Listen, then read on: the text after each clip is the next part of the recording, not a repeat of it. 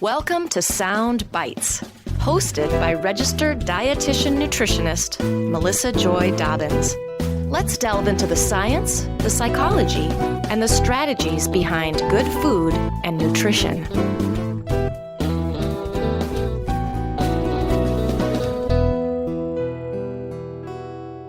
Hey there. If you're a dietitian and you're trying to fulfill your continuing education requirements, be sure to check out my free CEU activities. I have nearly 3 years worth of free CEUs you can receive by listening to my podcast.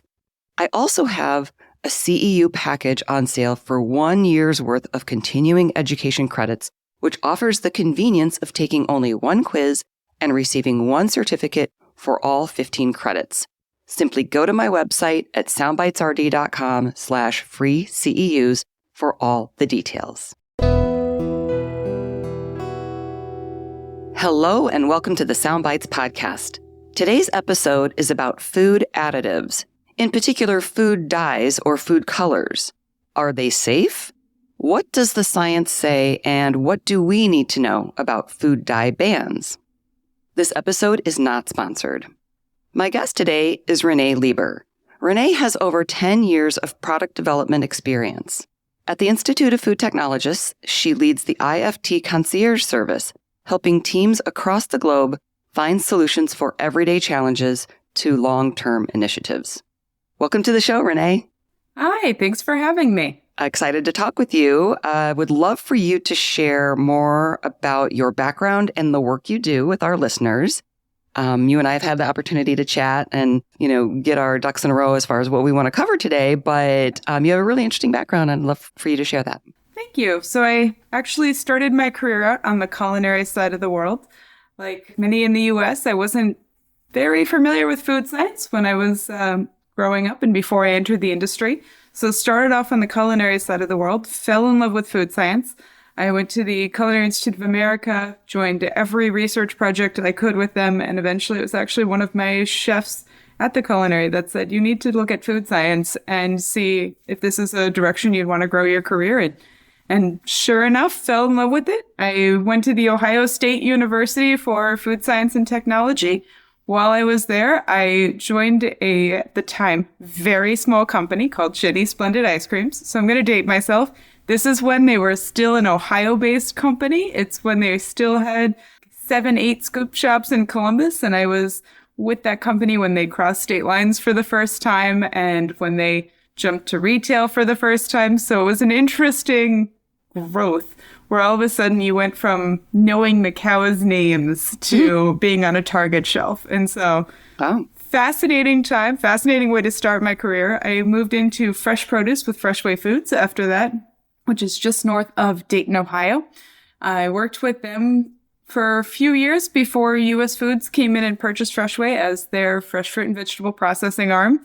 Then I got to look at how mergers worked, especially when it is more of a buyout type of a merger and making systems talk to each other, looking at the traceability aspects of how to merge different programs, and companies do things slightly differently. So making sure that all of our systems fit within their systems. So that was an interesting time period. Got through that, and US Foods said, would you have any interest in joining our corporate team in Chicago? And I thought that sounded extremely exciting. Joined US Foods. It is a massive company, but the product development team is a fairly small team. At any given time, there are 8 to 12 people who are wearing a lot of different hats. So I worked across many different desks, got to see all sides of the industry. Then about 3 years ago, I heard from IFT and they asked if I would have any interest in talking about a program they were starting called the Concierge Services Program. And IFT has just always been in the background of my career. It's always been an organization I've loved. So I jumped at the opportunity to talk with them. And I've been so thankful to work with them for the last 3 years. We have this program in place that's all about connecting companies to the research and resources they need and the time they need it. We're seeing more and more now that companies have a lot of fires and not as many hands as maybe they used to really deal with those fires. And they need a little bit of help sometimes to pull the resources in place to make sure that their teams are successful. So that's where we come in. Wonderful. Yeah, I was going to ask you to explain a little bit more. It kind of sounds like an extension service sort of service. A little bit. So what we really focus on is putting the right resources in their hands. So we're not in the business of making the decisions, but we want to make sure that from everything from EPR laws all the way to strange bitter off flavors, that we have the answers as to what is the science saying behind this and what do you need to know to make the decision that you're then not going to have to remake 3 months later. So very cool. Yeah. Well, my regular listeners know I love IFT. And I've gone to the IFT first meeting 2 years in a row on a press pass, which is just amazing, and hoping to go again this summer. And one of the most striking things that I saw in the exhibit hall last year was this booth with all these different food colors and the natural food color options that they're innovating right now and everything. So when I heard about some of the things going on with red dye number 3. I'm really excited to talk with you about that and bring all my listeners up to date. So let's start in general with just like food colors or food dyes. What types of foods and beverages contain these types of colors? And I mean, obviously they're there for the aesthetic and the visual, but are there other reasons that they're in there? Are they really necessary too? Yep. So everyone thinks of cookies, cupcakes, candies when they think of synthetic food colorings, as well as natural food colorings. And the answer is yes, they're absolutely in those categories. We see them throughout baked goods. We see them throughout our beverages, but they're in so much more. And so a lot of people jump to those bright colored cookies, the candies, but they're a background color in a lot of products, and they can be there for a variety of reasons. So an interesting one might be something like honey mustard dressing. People are expecting that to be a certain yellow type color. And so some honey mustard dressings contain a yellow color to make sure it's meeting those consumer expectations. With some of our products that have longer shelf life and might outlive their color vibrancy, colors are added in order to make sure that when they're halfway through shelf life, they don't look unappealing. Consumers eat with their eyes first. And so if they can start to tell that the color is waning, they might not buy it. They might not eat it. They might assume it's bad. And so sometimes those colors are added to make sure it looks like what it needs to look like longer.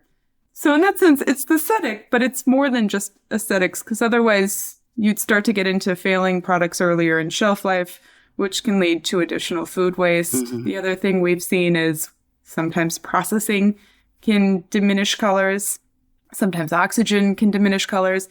And so if the concern is that the product might go through processing and end up looking a little bit more muted or a little bit more brown, sometimes those colors are added back to give the appearance that consumers are looking for and expecting. Right. Yeah. I have this sort of example that I'm probably going to wait. I'm just going to tease it now and talk about it a little bit later. But I know Trix cereal changed from some of the synthetic colors to the natural colors and got a mixed response from consumers.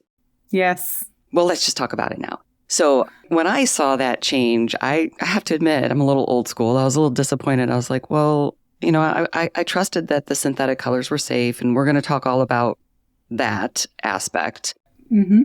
And, you know, I don't eat Trix a lot, but I was like, oh, you know, I have the nostalgia when I wanted. It's like, it just doesn't look the same. And kind of, to me, didn't taste the same. You know, like you said, we eat with our eyes. And I ended up talking with the dietitian from General Mills and learning that when they made that switch, you know, trying to do the right thing, well, I shouldn't say doing the right thing, doing what they thought consumers wanted. And they made that switch. Then they heard from a lot of consumers that didn't want that switch. And they realized they had two different types of consumers. Some that wanted the vibrant colors, the nostalgia, others who wanted the natural colors. So I just found that really interesting from like a consumer perception, consumer preference standpoint. So you probably have other similar examples that you can bring up as we go along, but let's talk about the safety. What does the science say? I mean, you know, we're talking about all food colors and food dyes right now, and I'm sure it's a case-by-case basis.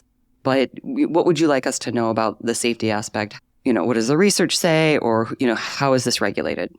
All right, so let's start with food colors in general. There are two types of food colors that the FDA recognizes. And most people, when they say artificial food colors, what they mean are synthetics. So the FD&C colors.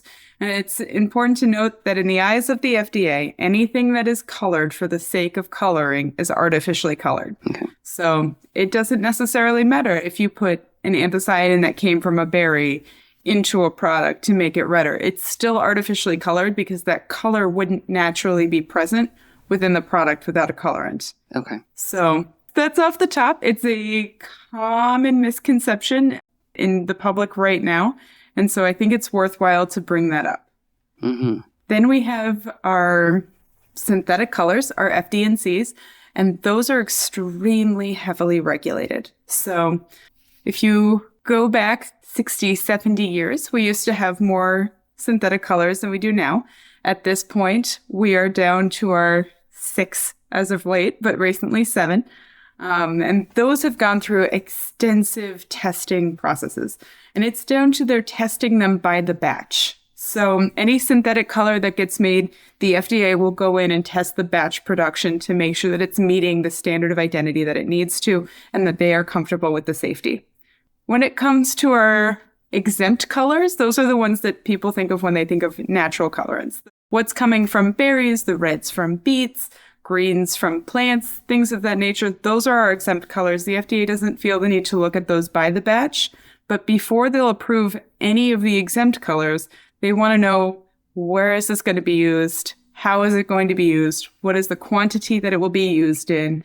What environmental factors will it be used in? Will it be exposed to pH? Will it be exposed to oxygen? Whatever the case might be. And so they're looking at mountains of data on these colors to get them approved. And then periodically we'll reevaluate them if they have safety concerns. Okay, great. Yeah, I pulled some information. We can kind of go through maybe some of the myths about food colors. And, I mentioned additives. That's kind of beyond the scope of our conversation today, but it kind of dovetails. There's other additives besides colors that are kind of in the spotlight right now. Absolutely. But when we're looking at some myths and misconceptions, just like specifically maybe about food dyes, one thing that I hear a lot is that the European Union has banned certain additives and or colors that we have not in the U.S. And that's just a really common statement that I hear. So I'd love for you to address that. Is that true? So it's interesting. The FDA, USDA evaluate all of the scientific data as it comes out. The European Union is doing the same with EFSA. We see this across the board. We know that Australia and New Zealand also evaluate all of these studies as they come out. And to your point, the interesting thing is sometimes the same agreement isn't always reached. And that's looking at the data and assessing whether or not there's going to be risk there. So in Europe, they work off of the precautionary principle, which basically says, if I've evaluated the data and I've approved a substance for use, if there becomes any concern that the substance is having any kind of risk, might pose any kind of harm to the general public, then I have to take action on that concern. In the United States, we do generally regard it as safe. Basically, what this means is we evaluate all of the data that we have on a substance in order to get to a point where we consider it GRAS. And so once we consider it GRAS, generally regarded as safe, then the substance can go into the food industry. And when that happens, it's going in for specific uses that are pre-approved. As additional data comes out, the FDA will evaluate the additional data. And when they start to see concerns, that's when they'll look at pulling or banning items that are or additives or colors that are currently in the food system. So it's not as different as a lot of people say it is, but it's a different way of looking at it. The FDA is very much focused on we have to evaluate the data and follow the science. The EU talks about it in a significantly more cautionary way, but the results are not as different as many people say. So we have 7 food additives as of last year. We had 7 food colorants that are synthetic in the US. There's 1 that was banned in Europe of those 7. Now we have banned Red 3, which is still allowed in Europe in certain applications. So the data that the countries are looking at is the same data. This is data that's open source data. There's always going to be a difference in interpretation, but it's not just this wide chasm of difference that I've also heard people talk about. Yeah, I found it very interesting to learn that there are certain things that the EU has banned or not allowed to use that we use, but vice versa. So, yeah, I think that is really important to emphasize. So let's talk about, one of the myths is, well, we can just take that color out and put another color in. And I know there's a lot more science to that. There is. So let's talk about some maybe examples or, specifically regarding the challenges in making the color changes or substitutions or reformulations. Absolutely. So you're right. I've heard that too. Why can't industry just pull Red 40 out and put in beet juice or whatever the case might be? And the answer is complicated. One of the biggest things that can be said are synthetic colors are easy to use. They are less expensive, and those costs are something that consumers benefit from. They have longer shelf life, and they're easy to blend. And so if you're thinking about something like, I'm going to go back to the Trix cereal, it's much easier to blend those colors to get the exact colors you want. When it comes to our exempt colors, our colors from natural sources, they don't always act as you think they might. And so there are times when a pH will fluctuate and a red will get darker through shelf life. There are times when we would add a red and a yellow to something, and you're not necessarily going to get the orange you expect. So it's a lot more trial and error. A lot of these are very environment dependent. So beet juice is one of the ones that we see more regularly now come out as a red colorant. But it's not as stable as a color like Red 40. It's not going to be a one-to-one, and it can't be used in all applications because in some applications it will degrade fairly quickly. And so companies have to be very aware of what is my shelf life, how long do I need these colors to last, and then what is consumer expectation? If I have a 2-year shelf life on a product, which is a longer shelf life, but it can absolutely happen. So if I have a 2-year shelf life on a product and my product is orange, are people going to be upset if by the end of my shelf life, it's not vibrant orange, it's closer to beige, or it's more of a light brown? And a lot of consumers don't want to see that, especially if they're paying more to see it a more beige color at the end of shelf life. Mm-hmm. Right. And so it's significantly more complicated than most people give it credit for, because the easy button that most people think of are the synthetic colors. Mm-hmm. Right. So let's talk specifically about red dye number 3. We've got some California food dye acts to talk about, but also I learned through IFT that the FDA announced a ban going into effect in 2027. So maybe you can straighten that out for me, the FDA focus versus what's going on in California. Absolutely. California passed the California Food Safety Act, and that was passed in 2023. And what that said was there were 4 additives that California was going to remove from the state of California for all intents and purposes. And so they said these are not going to be in manufacturing, these are not going to be for sale, these are not going to be in distribution, and one of those was Red 3. That goes into effect at the end of 2027. The FDA recently also announced a ban on Red 3 that will also go into effect in 2027. And the reason for this was the Delaney clause. And so just to level set this, when the FDA announced the ban, and I'm going to quote them directly here, part of the announcement said, claims that the use of FD&C Red number 3 in food and in ingested drugs puts people at risk are not supported by the available scientific information. So as part of the ban on Red 3, they came out and said, this is not a supported risk based on all the scientific information we have. So the next question is, so why did it get banned? Which is because of the Delaney clause. So if we go back 60 years now, there was a period of time where we had a colorant called Orange 1. It was an FD&C color. It is no longer available. That went into Halloween candy in a very high dosage and got into the general public. And there were some kids that unfortunately had an adverse effect. And so, again, this was 65 years ago.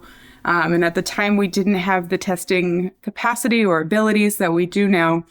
But what happened was we passed a clause called the Delaney Clause. And what the Delaney Clause said is if we see any kind of mutagenic or carcinogenic properties in an additive or colorant, we have to take that seriously and we have to pull that colorant or additive, regardless of whether it's in humans or in animal studies.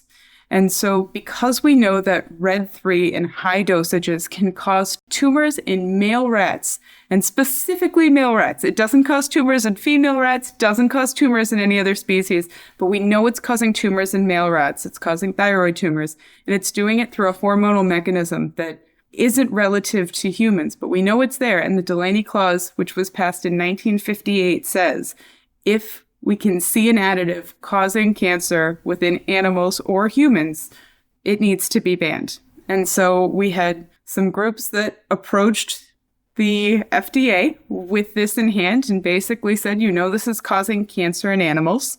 We know this is causing cancer in animals. This has been reviewed time and time again. The Delaney Clause says you have to ban it, and the Delaney Clause is still in the books.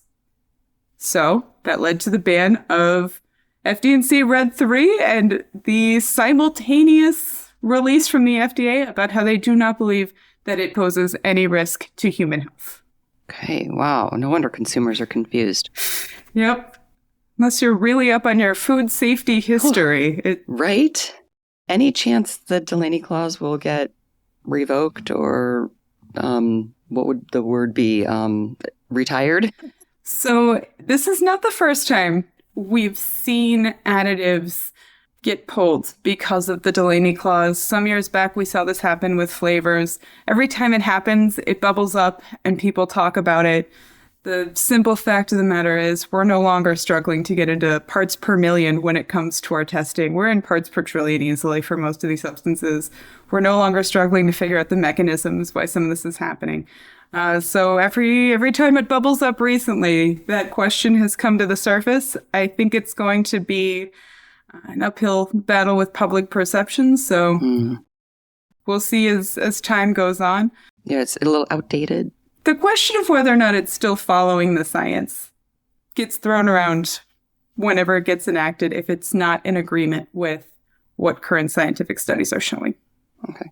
Maybe we can talk a little bit more about the animal studies and the findings observed in the rats not being relevant to humans. And it's obvious that, the perception would be, oh, that sounds really scary. And if it happens in animals, it can happen in humans. What do you say to those people to further reassure that it's safe? So we would look at two things. One of the things the FDA always looks at is dosage. When it comes to the tumors that can be caused in male rats, this is an extremely high dosage of Red-3. So it's significantly higher than what our population is exposed to. That's something that we look at for all of our additives. It should be a form of comfort to most people to know that the threshold for impact is substantially higher than anything we would expect in the population. That said, the other thing is, unfortunately, when it comes to hormonal pathways, it's, again, a complicated topic. Most people don't have a working knowledge of the hormonal pathways of male rats. I have looked at this in and out, and I will tell you I do not have a full working knowledge of the hormonal pathways of male rats. I understand some of the mechanisms at play here, but it gets very complicated. And so for the average consumer to come out and say, well, if you look at this, this is why it's happening, here are the hormones involved, here are the pathways involved, it gets very difficult very quickly because the average consumer doesn't live in this world. And so I think part of the challenge here is figuring out how to simplify it in a way that's significantly more than just trust me, it doesn't apply to humans, but isn't let's get into 6 syllable words so that I can tell you the multiple hormones in male rats this is affecting. There has to be a middle ground so that we can take the consumers along with us in what's happening. And it's just such a dense and complicated topic that's a massive challenge within itself that I'm not sure that we've figured out how to do yet. Wow. Very, very, very interesting. I noticed that the International Food Information Council did a spotlight survey recently. I think it was October, and it was about Americans' trust in food and nutrition science. And they found that less than 4 in 10 Americans say they strongly trust science about food, nutrition, and or diet. Are you having similar conversations at IFT about this? I'm constantly saying we need more scientists to be communicators. What do you think about that? So we're absolutely seeing the same thing. One of the things that we try so hard to do with IFT First is really put a spotlight on our scientists and to get the word out on what is the latest and greatest of food science. And then we publish communications coming out of IFT First to do our best to say, how do we both take this to nutritionists and food scientists, but then also to the general public? And I feel like we almost have 2 separate streams of messaging. And it's how do we make sure that we're providing the general public with what it is that's really beneficial for them to know without them feeling like we're having an entirely separate conversation behind the scenes. And so it's trying to walk that line. And I think that we're getting better at it as an industry. It's something that is a big initiative for us and something that we have been actively addressing at IFT First between our Business First sessions and our educational program. But I think it's also something that podcasts like this are helping to address, because you'll see people who are interested in additives who are not part of the industry, but listen to podcasts and then feel like they have the information that they can now make the decisions that they want to make. And one of the things we've seen at IFT significantly more is that idea that nutrition is personalized to me and my choices are personalized to me. And what is nutrition for the general public might not be nutrition to me. And so we have people who are very additive conscious. But then we have people who say, I want to bring my sodium down. I want to bring my added sugar down. This is what I'm concerned about today. I want more protein, and that's what I'm focusing on. And so it gives them the ability to hear a little bit about the other side. So if you are I'm going to get more protein person, maybe you do need to know about additives and you'll find it interesting. If you're an additive person, it gives you a place to go where now you feel like you can hear both sides of the discussion. Oh, very interesting. And that reminds me, I recently discovered IFT's podcast called Omnivore. So for my listeners, you might want to check that out. I'll put a link in the show notes so you can just find it on whatever podcast app you use. It's called Omnivore. And Renee has been on there recently a couple times. And I think it's great to get the word out. And almost every session I attend at IFT First, this topic comes up about science communication and having the scientists communicate more. So it's really exciting. One other thing that I think is hard for the public to understand is how this dose makes the poison. So how any ingredient, any substance can be harmful in excessive amounts. So could you speak to that just a little bit? Because I think that kind of helps provide perspective. Absolutely. So this gets into hazard versus risk. You'll have things that can be hazards, which are anything that has the potential to cause harm. That can be chemical, it can be microbiological, it can be a variety of different things. But if it has the ability to cause harm, it is technically a hazard. Risk comes into play when you look at how it impacts your general population. And so if we say something like salmonella is a hazard, it's a biological hazard, it can cause harm to the population. Now, if we look at how much of the population gets exposed to salmonella, how much of our population do we expect to be eating? I'm going to just give an example here and say undercooked eggs, undercooked chicken. That falls into the risk. So we're looking at what are the potential harm this can do? What is the population exposure level? And it's balancing that equation. And we typically do this most visibly in microbiology. And I feel like we've all seen the recalls, which is why I'm leaning into this. But we do a similar thing when it comes to additives. So one of the things that typically gets done with additives is we're looking for at what level can this cause harm when additives get tested when it comes to things like the studies on rats. And so what they're looking at is, per the body weight, what is the amount of ingested additive it takes before there's any kind of symptomatic harm that can be monitored. And then what they'll look at is, for the population, is this a likely amount that somebody who consumes a lot of this substance might have? And then it's a balancing act. So if there are a lot of things in society that we know have the potential to cause harm, micros are a prime example, but there are also some additives where we're looking at them and saying, if you consume enough, there is harm there. And that's then looking at the population to figure out what that harm level is. Would it be appropriate to say things like even too much water or too much sodium? Too much sugar. Absolutely. The list goes on. Yep. Getting back to California just real quick, you wrote an article that I read where you say California has a history of progressive food legislation. And we talked about the California Food Safety Act, but there's also the School Food Safety Act. Do you want to comment on that? Because that's kind of a whole other can of worms.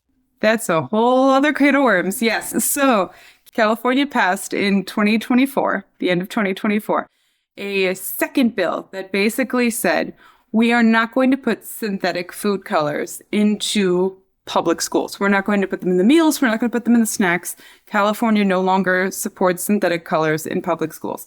And this came out of a 2021 review from the California Office of Environmental Health Hazard Assessment. And what's interesting about that is it was reviewing previous studies done. And so the last of those was in 2008 with the Southampton study. This information has all been widely available, and it's been available to the FDA, it was available to EFSA, it was available to Australia, New Zealand, and all three of those, after the Southampton study, wrote about how they didn't find the data conclusive to warrant any further action. And that's on behavioral.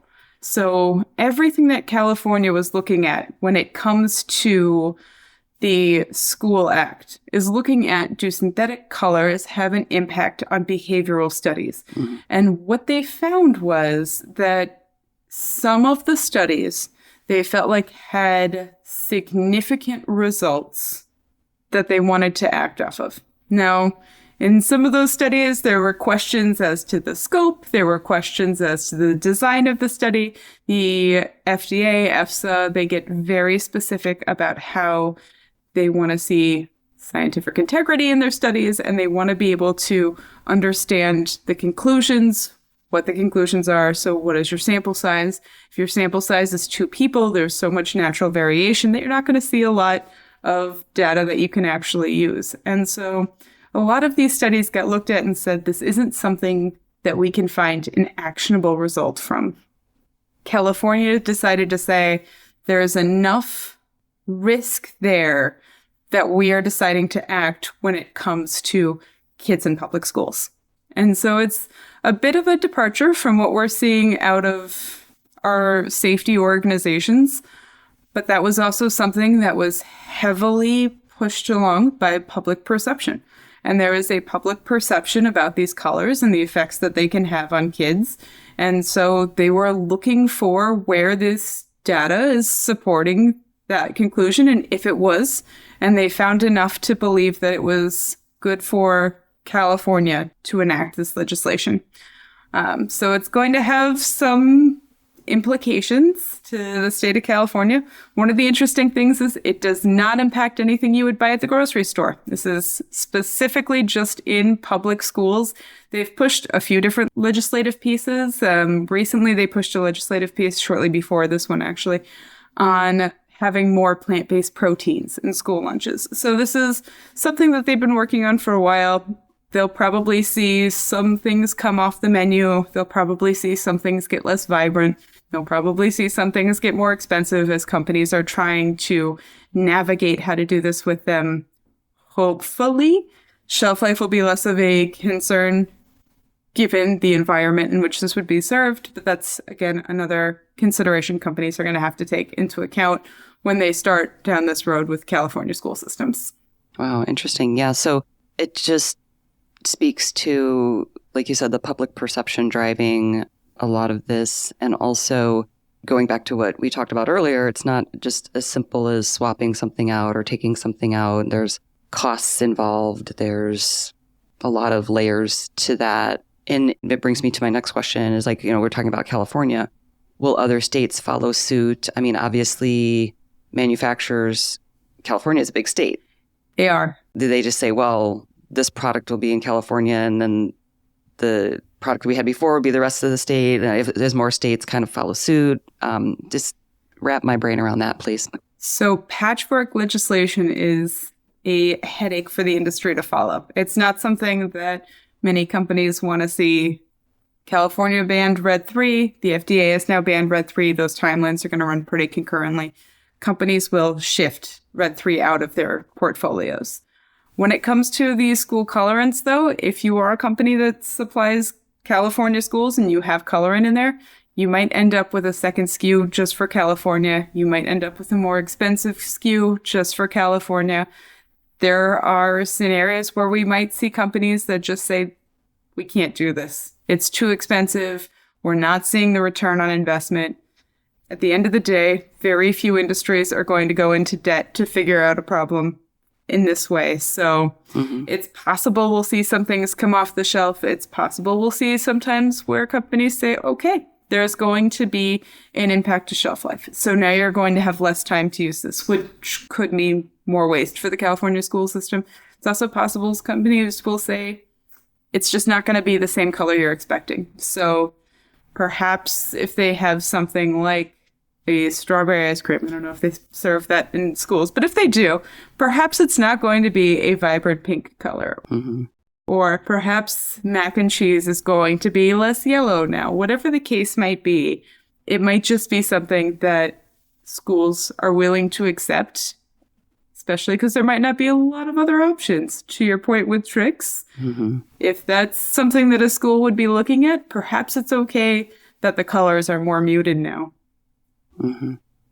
Yeah. Do you have any other examples you can share? I'm thinking there has to have been things where we were used to it a certain way, and I'm thinking visually, because of course there's always the sodium example with the companies reducing sodium, and the historic, like, they told us they were going to, and we're like, that tastes like garbage. No, thank you. Versus, the stealth way where like we've adjusted our flavors, but like something visually where we were used to it being a certain way, and now we don't even think we've adjusted. Is there something you can think of, an example? So we see this a lot in the dairy side of things. We'll see it with things like yogurts. They're going to get a lot more bland in color potentially. When it comes to things that I think of with school kids, things like strawberry applesauce, believe it or not, can be colored to get that pinkish color. So if that becomes closer to a beige brown, is that okay? Are kids going to look at it and think differently about it than when it's pink? Maybe, especially at first. It might take a moment to get used to. But with that kind of product, with the pH and with the moisture, it might be more complicated to get it back to a pink hue. So there might be a learning curve for both companies and schools. It's a unique relationship because while you have a customer who almost, so to speak, has their own little customer, there are not a ton of options. This isn't like a restaurant where you can go and pick out a different thing. So realistically, you might just see it be a learning curve where schools purchase this, and then should they hear enough feedback, they'll go back to the company and work through a different solution. Interesting. Well, I understand that IFT recently created a food additives toolkit. What can you tell us about this? We did. So we have a toolkit, and we also have a food additives overview. And I would strongly recommend both. If you go to the IFT page and then under topics, click food ingredients and additives, our toolkit goes through additives. Why are they in food? What type of additives are most common? Preservative effects, colorant effects, kind of the logic behind all of it. And then our overview will go into each of these additives in question. And we basically have a series of one-pagers. And so what that's going to do is give you the regulations on each of the additives, as well as the FD&C colors, some tips and tricks for substituting it. This won't oftentimes be a one-size-fits-all, but some things to think about. And then historical perspective and additional studies to read. So we're very excited to have those out. We know this is something that people are concerned about. We know this is something that's impacting the industry greatly. And so trying to give them the tools that they need in order to make sure that they're making the right decisions for their customers and their products. everyone who's been in product development has been in a situation where you acted quickly to address a need. And to your point with Trix, all of a sudden it's on the shelf and it's a mountain of feedback that you knew was a possibility, but you didn't know was going to be in the force that it's in. So we're trying to give people the tools that they need. That way it's not multiple reformulations as they go. Right. Oh my gosh. Yeah. And all those resources you mentioned are free and accessible to anybody, whether they're members or not. Our toolkit is, our one-pagers are a member perk. Okay. And I will, of course, have all of those links in my show notes at soundbitesrd.com. We've got the Omnivore podcast that I mentioned. We've got all the IFT social handles. I believe we have, your LinkedIn page and just some articles related to this. And I probably have some related podcast episodes, not specifically about food dyes, but just about, IFT definitely, that I'll put in my show notes as well.